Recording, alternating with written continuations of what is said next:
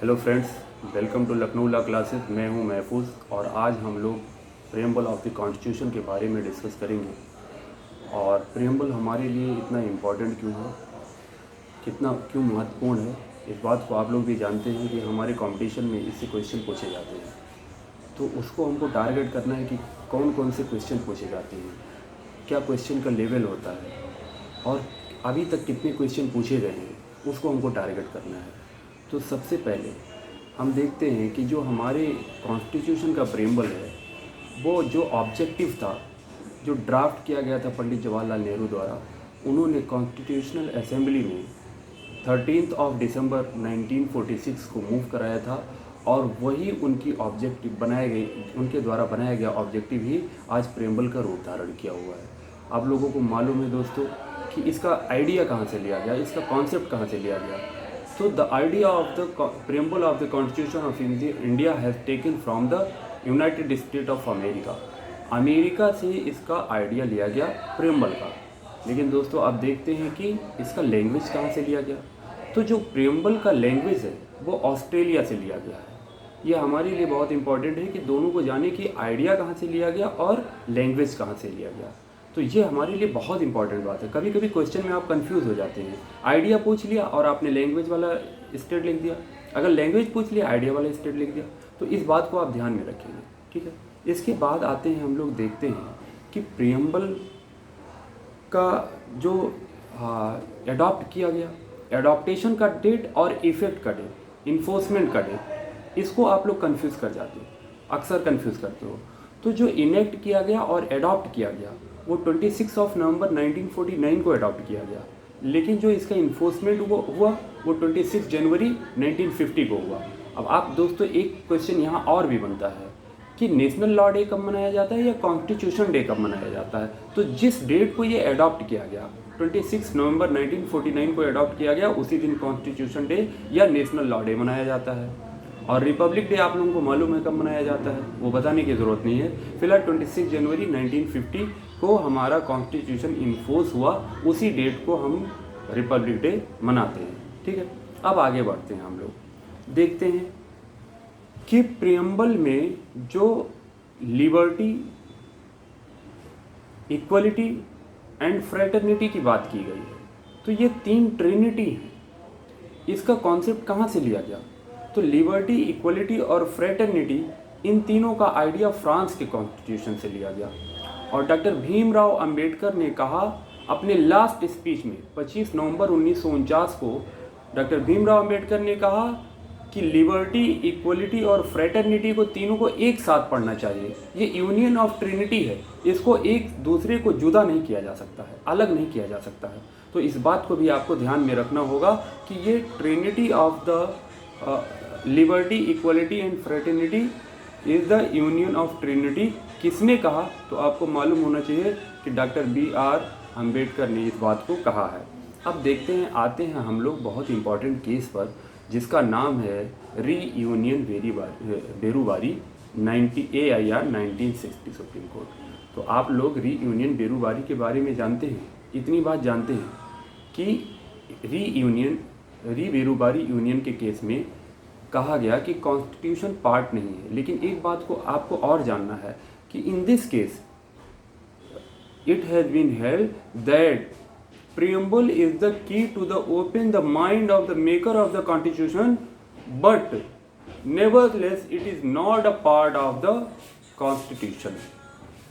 वहीं केशवानंद भारती के केस में कहा गया, in the case of Kesavananda Bharati versus state of Kerala AIR 1973, that preamble is a part of the constitution and it can be amended under Article 368 of the Constitution of India, but it cannot be destroy the basic structure of the preamble। यानी कि जो preamble का basic structure है वो क्या होगा? Destroy नहीं किया जा सकता है, डैमेज नहीं किया जा सकता है। तो इन दोनों केसेस को आपको याद रखना है, बहुत इंपॉर्टेंट है। बेरूबारी यूनियन का केस जो कहता है, दो बातें बताता है। एक तो बताता है कि ये एक ऐसी की है जो जो कॉन्स्टिट्यूशन के मेकर थे उनके माइंड को ओपन करने की एक की है। दूसरी बात कहता है ये पार्ट ऑफ द कॉन्स्टिट्यूशन नहीं है। वहीं इस केशवानंद भारती के केस में कहा जाता है, इसके 13 साल बाद जो केस आता है उसमें कहा जाता है कि जो प्रेम्बल ऑफ द कॉन्स्टिट्यूशन है वो पार्ट ऑफ द कॉन्स्टिट्यूशन है और उसको अमेंड भी किया जा सकता है अनुच्छेद 368 के द्वारा, और इसका बेसिक स्ट्रक्चर को मिटाया नहीं जा सकता है, जो मूलभूत ढांचा है उसको डिस्ट्रॉय नहीं किया जा सकता है। ठीक है, अब आगे हम लोग बढ़ते हैं और देखते हैं कि ये हमारा जो प्रेम्बल है कितनी बार अमेंडमेंट हुआ। तो आप लोगों को मालूम है कि अभी तक हमारे प्रेम्बल का जो संशोधन हुआ है, अमेंडमेंट हुआ है, वो एक बार हुआ है, वो सन 1976 में 42वें संविधान संशोधन के द्वारा हुआ है। इस 42वें संविधान संशोधन के द्वारा 3 वर्ड्स इसमें इंसर्ट किए गए प्रेम्बल में। वो 3 वर्ड कौन कौन से हैं?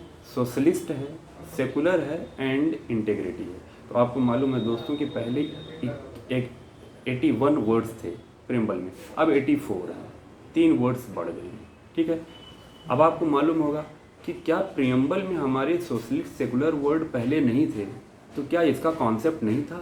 ऐसा नहीं है दोस्तों, हमारे कॉन्स्टिट्यूशन में पहले से ही सोशलिस्ट और सेकुलर का कॉन्सेप्ट था, लेकिन ये वर्ड हमारे कॉन्स्टिट्यूशन में नहीं था। अब आपको कॉन्स्टिट्यूशन के प्रेम्बल में नहीं था।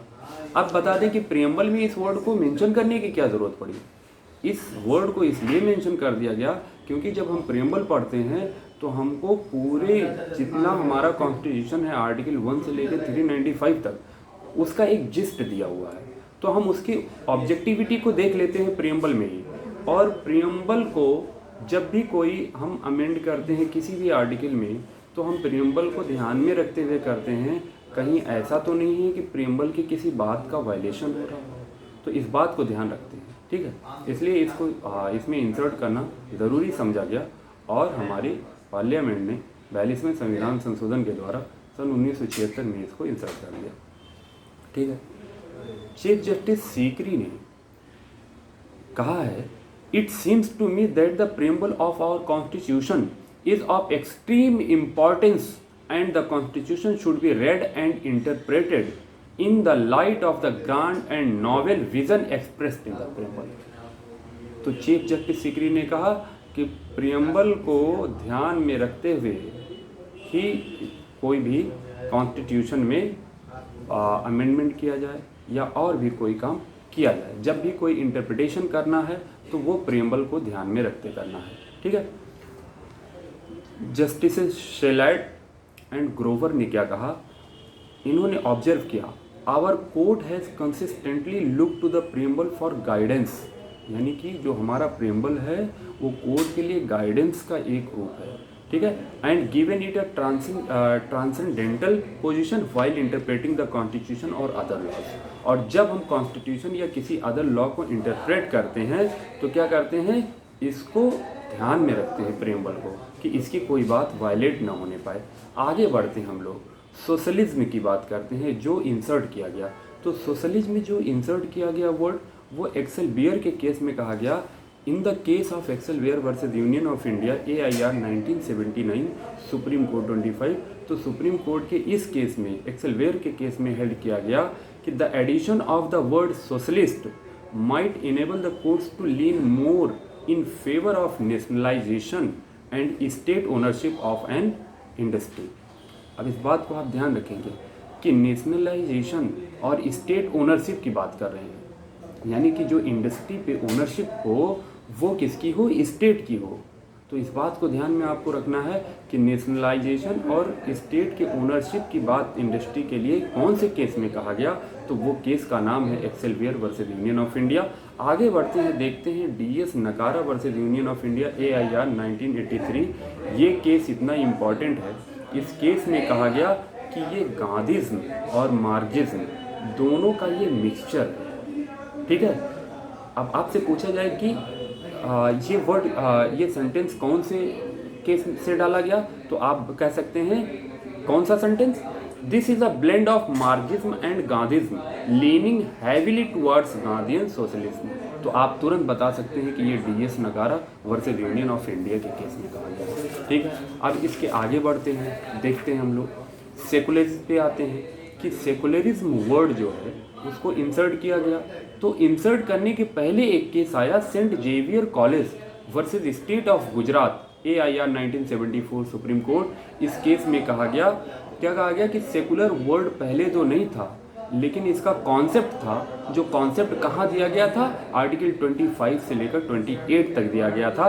तो ये clear cut Saint Xavier college versus state of Gujarat में बताया गया कि ये क्या है कि इसका कॉन्सेप्ट पहले से अवेलेबल है, जो 1974 का केस है, और हमारा अमेंडमेंट 1976 में हुआ, लेकिन इसके कॉन्सेप्ट के बारे में पहले ही बता दिया गया कि हमारे प्रेम्बल में सेकुलरिज्म वर्ड नहीं है, लेकिन इसका कॉन्सेप्ट हमारे प्रेम्बल में है, जो आर्टिकल 25 से 28 तक दिया गया। ठीक है, इसके बाद आते हैं हम लोग SR Bommai versus union of India के केस में, जो 1994 SCC 1 में दिया गया है। SR बोम्मई के केस में कहा गया कि सेकुलरिज्म हमारे कॉन्स्टिट्यूशन का बेसिक स्ट्रक्चर है। तो ये इस टर्म में इस तरीके से कहा गया, the supreme court has held that secularism is the basic structure of the constitution, यानी आधारभूत ढांचा है। संविधान का आधारभूत ढांचा कभी नष्ट नहीं किया जा सकता है। ठीक है, ये बात कहाँ कहा गया? अब आप चले जाइए Kesavananda Bharati versus state of Kerala कि आधारभूत अमेंड तो किया जा सकता है, लेकिन आधारभूत ढांचे को क्या किया जाता है, नष्ट नहीं किया जा सकता है। वो कहाँ कहा गया? केशवानंद भारती के केस में। और आधारभूत ढांचा सेकुलरिज्म को कौन से केस में बताया गया? तो वो SR बोम्मई के केस में बताया गया। अब आते हैं हम लोग, देखते हैं Aruna Roy versus union of India AIR 2003 के केस में क्या कहा गया।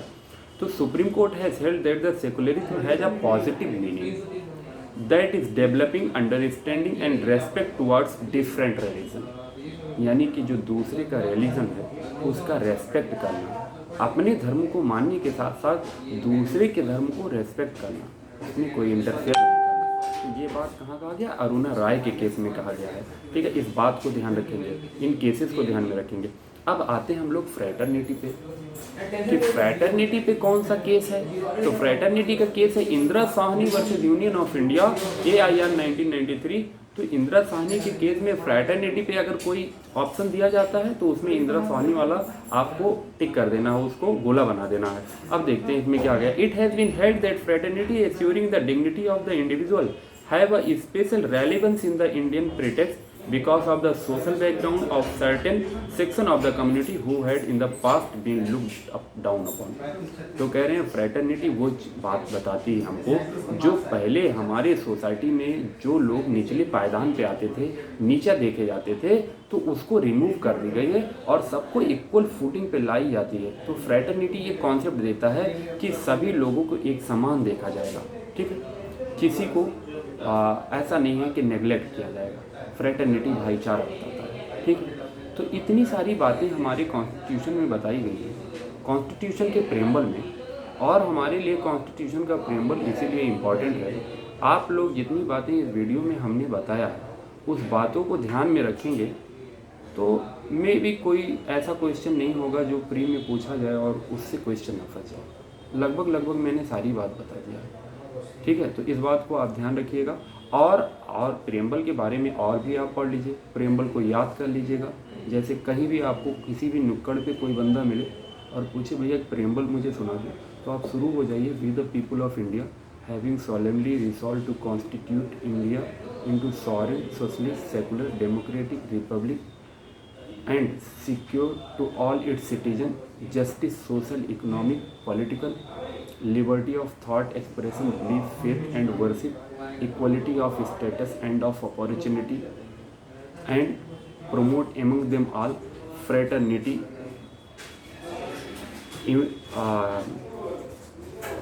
fraternity,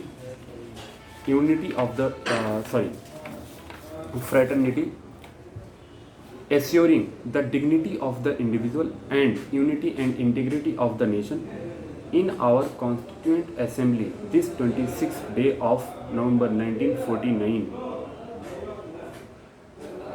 do hereby adopt, enact and give us this Constitution।